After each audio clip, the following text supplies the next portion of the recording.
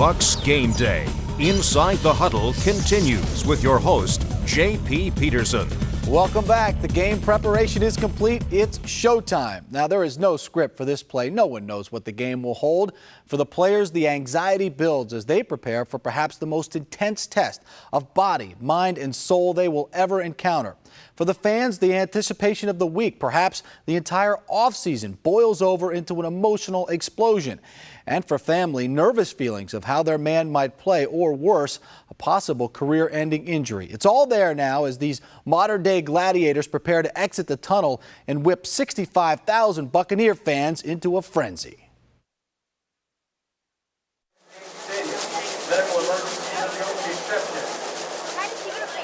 Okay, did I say I didn't get nervous? I'm a little nervous. Ladies and gentlemen, please welcome the Buccaneer Cheerleader Kimberly Kolinski. My favorite part of the game is when we just finished pregame and we're getting ready to walk out in the tunnels.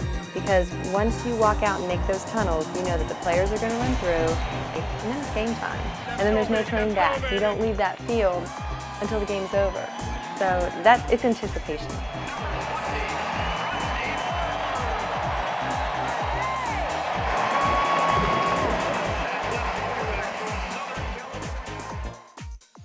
Frank Murphy, and he started with a bang in this preseason. He's back deep, and here is a high spinning kick downfield. It's going to be taken 2 yards deep in the end zone, bringing the ball out. Here's Murphy, and he cuts back to the near side and takes it across the 20-yard line. Now in a long 4 inside the 40-yard line of the Skins. Johnson throws, and the ball is intercepted. It's tipped up. Redskins drops a big rush. He throws over the middle. I covered a lot of these guys for 6 years since they've been here, and I see a different level of their enthusiasm and even fire now this year, whether it's reacting to a bad call or whatever. Do you like that? Well, I'm just trying to be consistent. You know, unfortunately, some of the Chucky things have been well documented, and it's, you know, I don't want that to be a distraction from these players. The game, the players are the show here. You know what I mean? I'm no different than Mike Holmgren. But you like to see their fire, though. Oh, I want to see these guys fire, but you don't have to put many logs on the fire to get Warren Sapp going and Derek Brooks. Some of these guys are genuinely lit up to start the game. Here is a quick drop. Brad Johnson looks, throws over the middle, and he makes a beautiful connection for a touchdown. Yeah, baby! Yeah, baby! Cannon extends, diving, and catches. I'm pretty calm. Yeah. When I cheer, I kind of like cheer to myself. Like if he makes a really good tackle or something like that. Great play by Ronde Barber. Yeah. I like sitting the whole time when he's playing. Jason Odom's father-in-law used to sit by me, and he's this big, like 6'5" guy, just as big as Jason. And when Ronnie would do something, he'd have his hands raised up and go, "Come on, Claudia," you know, and I'd be trying to hit his hands, trying to high five and stuff. So. Legal movement. Now it is first and goal. Blown back is Davis, and he runs up the middle, and the Bucs stuff him. No game. Like just when they're making the checks, and I see certain things, you know, that have shown up on film from earlier that week. It's like I'm trying to call it out. Just watching the pace is like enough to get you excited in itself. You know, you can't wait to get in. 16-7 Skins at the half, and now we take a timeout.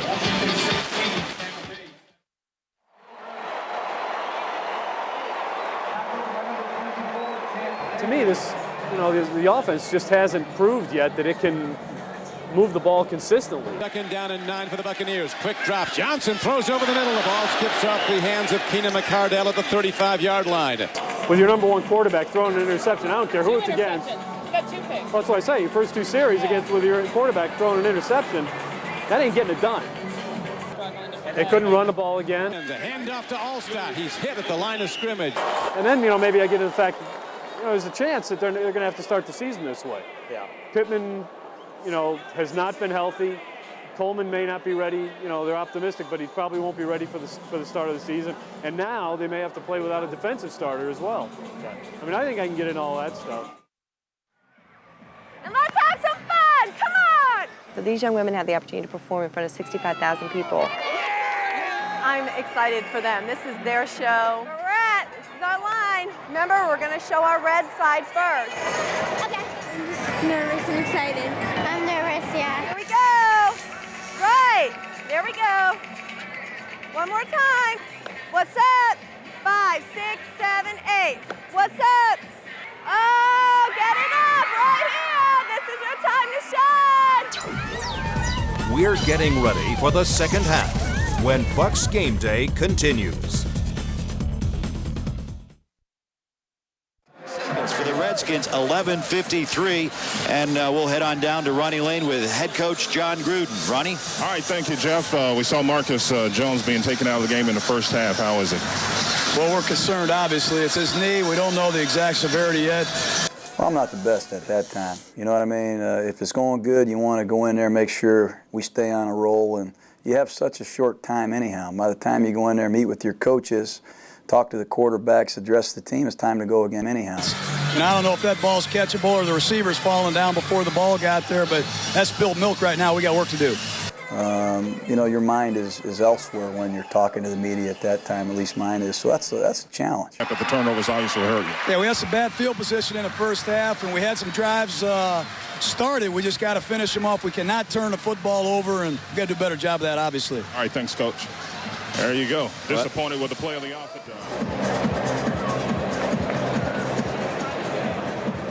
I mean, firstly, I have to contain myself and, like I said, remain. Coach Tomlin likes to use the phrase remain unwavered. I mean, you go out and basically once you get your shot, you got to make the best of it, whether it's a couple of plays or whether it's, 20, 30 plays. You got to make the best of it. Can you describe your emotional roller coaster during the game? Or do you even think about that? You're just so focused on reacting on every play and thinking ahead.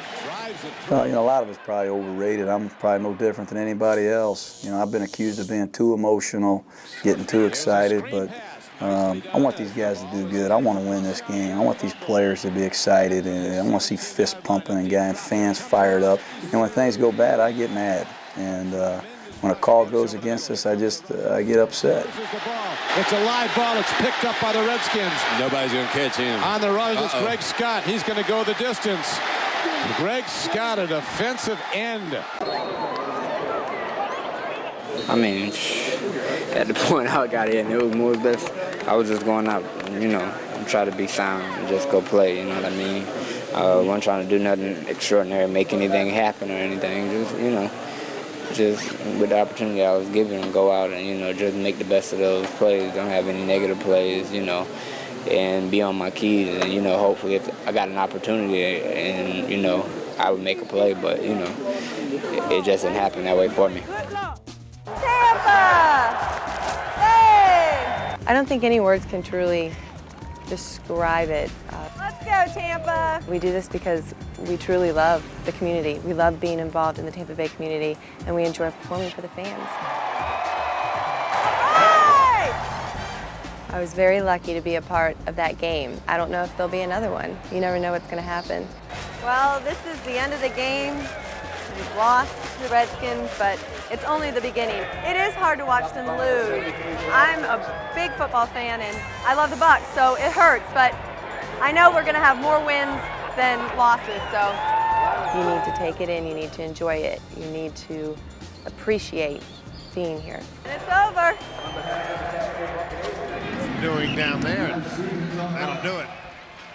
And what about the handshake after the game? This week it was Spurrier. Does that have any meaning to you, or do you want to say something, or? No, I never really say much. If you say something when you win, you're considered a you know what, and if you get your butt kicked, you darn sure don't want to sit around in midfield and talk to the other coach and tell him, how great you are. You want to get your tail in the locker room. You want to address your team. You want to get them on the road, and you want to get ready for the next ball game. The game's over, but the Bucs locker room is open when we come back to Bucs Game Day, Inside the Huddle. Was it tough watching it on the sideline? Yeah, of course. I mean, you see guys in the game, and from watching film and just knowing our rules and our keys, you pretty much can call out what's going to happen right before it happens. And then, things happen where, we don't make the play, and it's kind of upsetting because I'm not saying that just because you're not in, you would have made the play or anything, but at the same time, it's like, it's hard when the coach doesn't even look your way and you know you're ready to go in, and you know. But at the same time, hey, it's part of. I think that's part of one thing about being on a veteran team. And I mean, I'm not saying anything like negative, but at the same time, you know, you got to basically wait your turn. Steve Spurrier is here in town, and with all the anticipation and buzz around for this game. I'm going to see if I can find Ronde Barber, who will be joining us live. Ronde!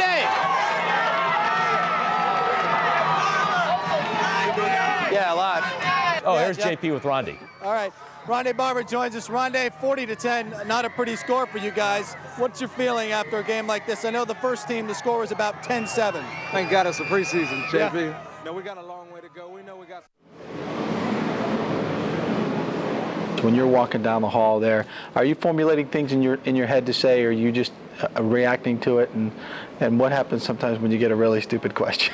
Well, you know, when you get to know the people in the media, you can sometimes anticipate, like you, some of the tough questions that you're going to ask. You know, you got to be on your toes. But no, I just try to be honest. You know what I mean? I think if you don't answer the questions in an honest fashion, I think it's going to catch up to you in a hurry. The media's too good. There's too many of them out there. There's too many sources of information.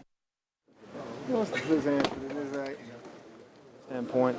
And actually, I feel like we've been pretty sharp tonight. Some things come up that really haven't happened to us in practice or the other first two preseason games. So you always want to play more, but you have to realize what's at stake in the end. And you know, it was great for Rob and Sean to both get their playing time. And but the eye's always on the bullseye.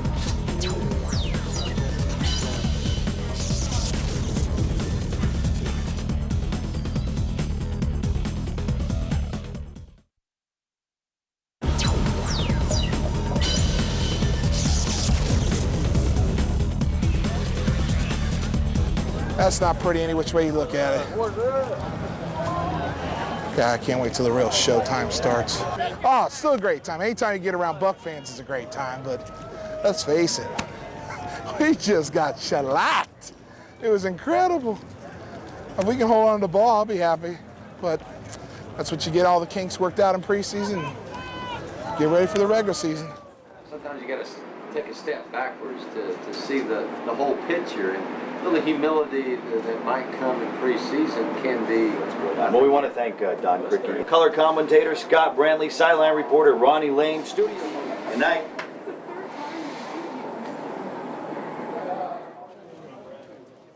If tomorrow, Monday comes and I'm not here with the Tampa Bay Buccaneers, so be it. I mean, I had fun while I was here, learned a lot of stuff, and I think the experience I got here will take me and only better me for another team. You know, I mean, I feel like just being a part of this team, I'll be like an instant shock for another team, and you know what I mean. I'll be a bolt of lightning for them. You know, I might bring a little bit of life to their defense. You know, so hey, that's cool. Thank you.